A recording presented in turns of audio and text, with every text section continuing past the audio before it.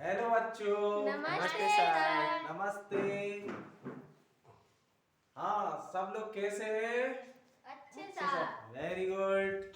पढ़ाई चल रही है? Yes sir. हाँ, तो आप सबको जो भी समझ में ना आए आप कमेंट्स करके हमसे पूछ सकते हैं। Yes sir. तो हमारा जो है ना, कल अव्यय वाला चैप्टर हमने कंप्लीट कर लिया था। अब हम जो है ना पढ़ेंगे प्रत्यय।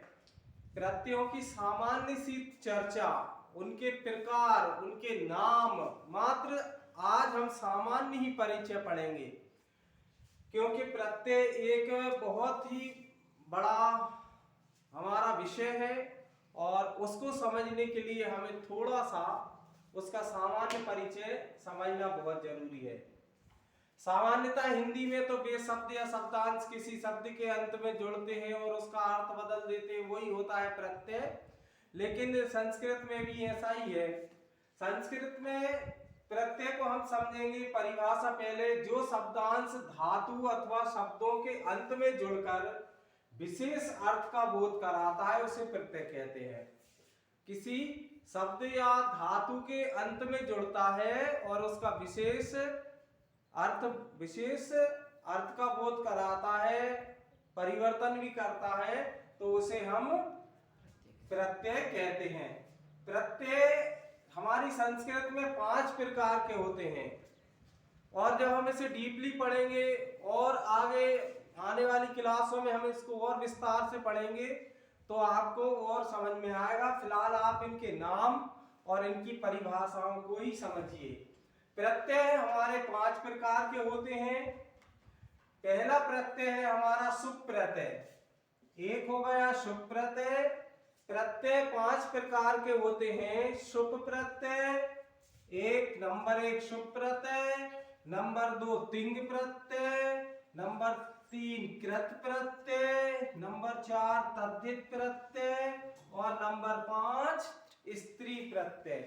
तो सामान्यतः हम 5 प्रकार के प्रत्यय पढ़ेंगे संस्कृत में। शुभ प्रत्यय, तिंग प्रत्यय, कृत प्रत्यय, तद्धित प्रत्यय, स्त्री प्रत्यय। अब आप समझिए शुभ प्रत्यय क्या होते हैं। शुभ प्रत्यय से शब्द रूप निर्मित किए जाते हैं। ये शुभ प्रत्यय कहाँ लगते हैं? जब हम शब्द रूप पढ़ते हैं ना संस्कृत में, राम के रूप, रमा के रूप, वहां पर इन प्रत्ययों को हम आपको समझाएंगे। तो फिलहाल आपको इतना ही समझना है कि शुभ प्रत्यय शब्द रूप बनाने के काम में आते हैं। दूसरा है हमारा तिंग प्रत्यय। दूसरा हमारा है तिंग प्रत्यय। तिंग प्रत्यय से धातु रूप बनते हैं। जैसे हम धातु क्रियाएं बनाते हैं ना, तीता, अंति, पठति, पठता, पठन्ति, तो इसमें परस्मैपदी और आत्मनेपदी भी जो है ना वो धातुओं से बनती हैं, क्रियाएं बनती हैं। तो इन 3 प्रत्ययों का परस्मैपदी और आत्मनेपदी में इनका प्रयोग होता है। तो तिंग प्रत्यय से धातु रूप बनाए जाते हैं, क्रियाएं बनाई जाती हैं। अब कृत प्रत्यय नंबर 3 हमारा कृत प्रत्यय। धातुओं के बाद जिन प्रत्ययों को लगाकर धातुओं से क्रियाएं बनाएंगे, तो धातुओं से क्रियाएं बनाएंगे तो तिंग प्रत्यय बनेंगे ही। लेकिन धातुओं में के बाद जिन प्रत्ययों को लगाकर हम संज्ञा बनाएंगे, विशेषण बनाएंगे, अव्यय बनाएंगे, आदि शब्द बनाए जाते हैं, वे प्रत्यय कृत प्रत्यय कहलाते हैं। यानी धातुओं में हम जो प्रत्यय जोड़ेंगे और उनसे हम संज्ञा, विशेषण, अव्यय आदि शब्द बनाएंगे, हमारे वो प्रत्यय कृत प्रत्यय कहलाएंगे, कृत प्रत्यय कहलाते हैं। और उनसे बने शब्द हमारे कृदंत कहलाएंगे। तो कृत प्रत्यय के अंत में जो जुड़ेंगे वो हमारे क्या कहलाएंगे? कृदंत कहलाएंगे। जैसे तुम्हारा कितवा हुआ, तुमुन हुआ, लेप हुआ। तो ये आगे चलकर हम इन प्रत्ययों को एक एक प्रत्यय को बड़े विस्तार से समझेंगे। अब हम चलते हैं चौथे प्रत्यय पे। चौथा प्रत्यय है तद्धित प्रत्यय। वे प्रत्यय जो क्रिया के अतिरिक्त अन्य शब्दों, अन्य संज्ञा, सर्वनाम, विशेषण, अव्यय में लगते हैं। तद्धित प्रत्यय में आपने देखा होगा तरप, तमप, इनको हम बनाना है। तद्धित प्रत्यय में हम तरप और तमप आदि जैसे शब्दों को से हमें जोड़ना है, इन्हें हमें बनाना है। संज्ञा, सर्वनाम, विशेषण आदि में हम इसको लगाएंगे। अब इसके पश्चात पांचवा प्रत्यय है हमारा स्त्री प्रत्यय।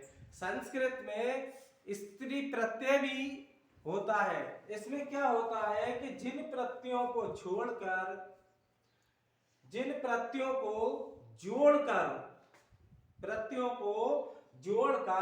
पुल्लिंग शब्दों का हम लोग क्या करेंगे, स्त्री रूप बनाया जाएगा। यानी पुल्लिंग से हम स्त्रीलिंग बनाएंगे। ऐसे प्रत्यय जो हम पुल्लिंग में जोड़ेंगे और पुल्लिंग के पश्चात वो क्या हो जाएंगी, स्त्रीलिंग हो जाएंगी।